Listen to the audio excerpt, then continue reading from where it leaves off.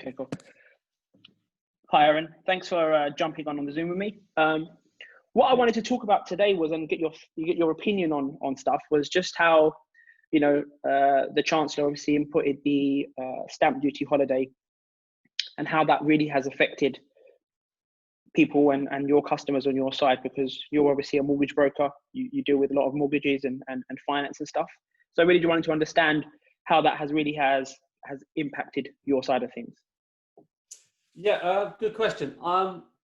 If we had this conversation prior to the stamp duty holiday, I would say the market was absolutely dead. No transactions, primarily because of COVID-19. People couldn't go out and view. So therefore, the market just did not trade for a couple of months.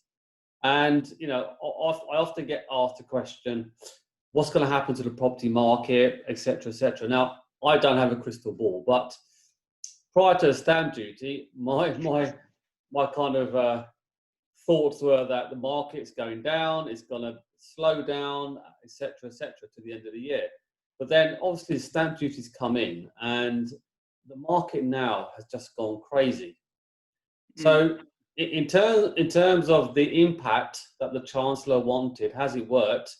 That's a resounding yes, because it has. I mean, certain parks, you've got bidding wars, you've got gazumping, and the market is going crazy. So some areas, I just want to pull up on that. You said some areas that have picked up. So where are you seeing more of a jump? Well, in the outskirts, suburbs, countryside.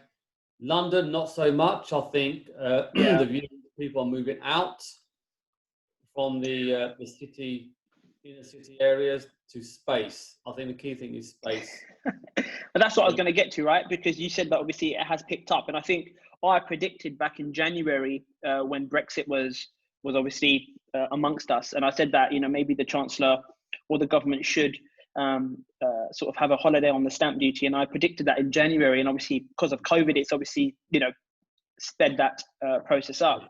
I don't feel that where we are, so we're based in the city, I don't feel like the city market has sort of picked up on that side. I think it's always outside of London that has really had that impact. And I agree. I've had, I speak to a number of colleagues of mine. I speak to a number of friends of mine that work outside of London, and they've said, what, that's right. The market has picked up. The stamp duty has helped.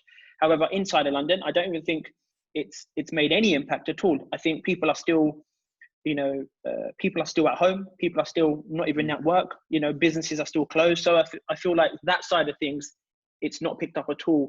I think obviously vendors and people that want to sell are keen, and they want to sell and they want to sell their properties. But if there's no end buyer at the moment, that might change. I mean, come to January, February time, I think the first quarter of next year that people might come back into the market, in that sort of 3-month period where it might be a influx of a lot more people coming in. I think that might change. However, now it's not the case. I've heard some numerous stories. You've just said gazumping is one. A lot of people are spending that extra, stamp duty relief, £15,000 on actually spending it on top of the actual value of the property. So if it's 500, they'll spend another 550 and 20 grand because that's free money for them. So they are gazumping people on that side of things. But in London, we are not seeing that transaction. No, I think you're right. I think this COVID situation has basically has asked people to rethink their lives to a certain extent, because being cooped up in a 2-bed flat, especially if you have children, and what we don't know is whether in the future there's going to be future lockdowns, future mini lockdowns. Is the virus going to mutate? So it's really people's view on property has changed. Now, is it a short-term measure? Will things go back to normal? What is the new normal? Too early to say now, but at the moment it's a flight out of London. That's how people are seeing it. Yeah, well, I think that people obviously now want, gardens. They want to accommodate a home office. They want to accommodate sort of that time at home, and they want to make sure that what they're living in or where they're living can accommodate those needs. On the rental side as well, we're seeing the same thing. People now people that are in the market on the rental side of things and looking for properties are now looking for home offices. So they don't want a 1 bed, they want a 2 bed, or they want a 1 bed big enough to accommodate a desk. So, I think that is definitely going to be the trend going forward, that a lot of people need space. A lot of people need to be, or do they need to be out of, do they need to be, in London? Can they travel in? Can they work from home?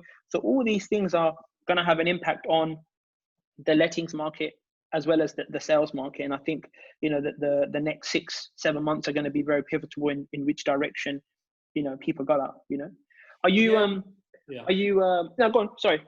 No, but the point I was going to make is that obviously you've got these big companies now set, people like the Googles and the Facebooks, their staff don't have to return till June next year.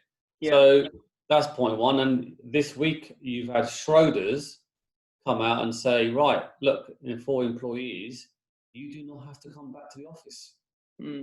So that's a bit of it's actually a crazy. It's a crazy thing to actually just even comprehend that people don't even need to come back to work.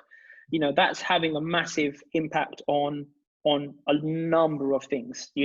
Businesses are not operating. The lettings market is not as busy as one would like. So it's having a massive impact. As I said, if people get back to work and start getting back to work, I think that we're going to see a massive trend in an influx of people coming in. But we're just not seeing that. You just said, big companies are saying you don't need to come back to work until June. I mean, that's crazy. Yeah, no, true. But saying that, I think, look, it is early days, but I think the people that work from home, not everybody is comfortable with that. I think if you're an older person, you are more likely to prefer the home working side. Whereas if you're young, you like working in the city, you still want to be working in the city. And well, you've been at home. How long have you been at home for? Oh yeah, years. Oh, I've not been back. I've not been out of the house since March. So I think the new norm probably going forward, because people still need environment, still need banter, they still need some office environment. So I think personally, what's going to happen going forward, the new norm, it's going to look like where you may work 2 or 3 days in the office, and then 2 or 3 days at home. But that's my point though, right? So the influx of people, we were speaking last week about the whole 20%, 80% ratio. 20% are back at work. The 80% are still doing that part-time, still living in their, at parents or visiting their parents. So they're not even in London. So that 80% people are not here. They're not even remotely thinking about, coming back to London or traveling to London, so they're still at home, working from home. And until that 80% changes to at least even, a 70 or a 60%, we're not going to see I don't think we're going to see a movement as such, No, personally, I think, come September, I think schools going back is a big factor. So I think come September, I think you'll see the uptake increase. But I think come January, you probably have a more idea in terms of what people think. I don't think it's a case of home working is the answer for everybody. I think, yes, there will be a small percentage that will do that.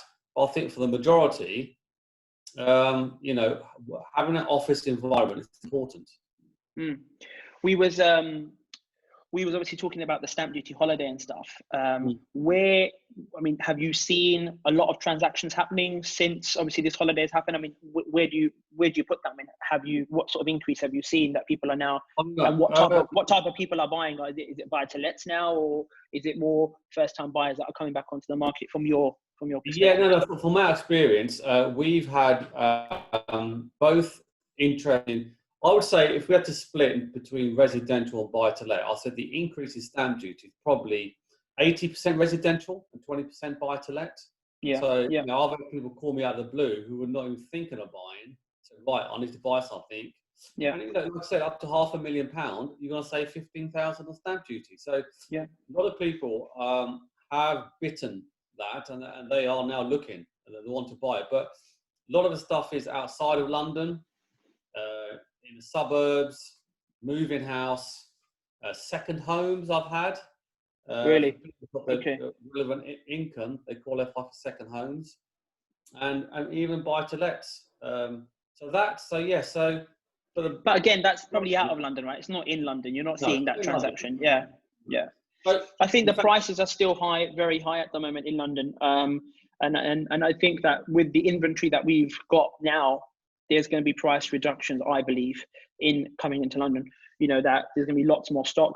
Obviously these Airbnbs are coming back onto the market on the rental side because they can't do short-term lets. So I think with the amount of inventory is out there on the sales side as well as the letting side, you're going to see, you know, a lot of choice, but also I think price reductions, because obviously vendors and landlords need to get this property sold and properties rented out. So they're going to have to maybe take a potential hit now and then trying to recoup that money on the rental side in a few years' time. Yeah, I agree. I mean, a lot of people ask me what's going to happen, and to be honest, no one knows what's going to happen. Yeah, no one. And I ask my clients, look, I say to them, there's only one question you can ask, and that is, in the next 12 months, do you think the economy in the UK is going to get better, or is it going to get worse? Now, in my view, there's only one answer, because the key thing is, last week we announced we're in the biggest recession ever. We've got companies laying off staff left, right, and centre. Yep. Furlough scheme ending in October. You've got Brexit to worry about. You've got the US elections, which have some impact on us, but not massive. So you've got all these, you know, all these factors coming in. And to be honest, I think it's going to get worse before it gets better. Now. Yeah, I think so too. I agree with you. I think I was just going to pick up on the point where you said about, you know, the furlough scheme ending. Are they going to be in a job in the next 6 months? And I think those two things are pivotal in the first quarter of next year, because when people go back to work, or hopefully get back to work, they can be in a position to buy. But if they haven't got a job going forward, then they're not going to invest. They're not going to make big investments into property market. So I think, again, that 80% I was referring to, you know, has to change, and those people coming back to work will obviously hopefully be in a better financial position. But if not, then, you know, we're going to see that the demand is not going to be there, and then the inventory is going to be so much, and it's just going to go on and on and on. It's just going to it's never going to end. So So I think, like, at the moment it's not looking great, but I think as quick as it went down, I do think it could recover.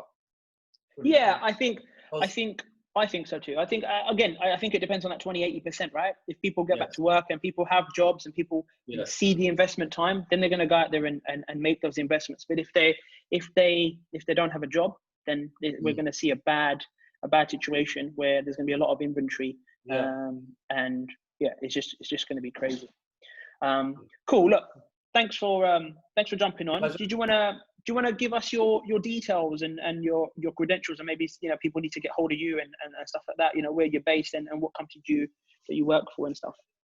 Yeah. Would you want me to? Speak. You know, so give us your details and give us your company details, so we can, if anyone's asking, then I'll put those on. I'll forward that to you. I'm based in central London, mostly working from home. So I've been in the industry, 25 years. Great. And I'm a fully advised financial planner. So I do advise on mortgages, pensions, investments, tax planning. So happy to answer any sort of questions. I'll also give you my details and any questions. It's good that I feel like we've had this conversation, because you're giving your perspective from a mortgage broker, from obviously, you know, the financial side of things, but also you're a landlord yourself, right? You've got some properties that you've invested in, so you're seeing it from both angles, where you're seeing the mortgage influx and how many people are looking for mortgages and financial situation, but you're also giving your opinion on the rental side, which I think is a great input. So look, it's great having you on board, and thanks. Pleasure. Thanks. Thanks, Aaron. Speak soon. Yes. Thanks. Bye. Bye.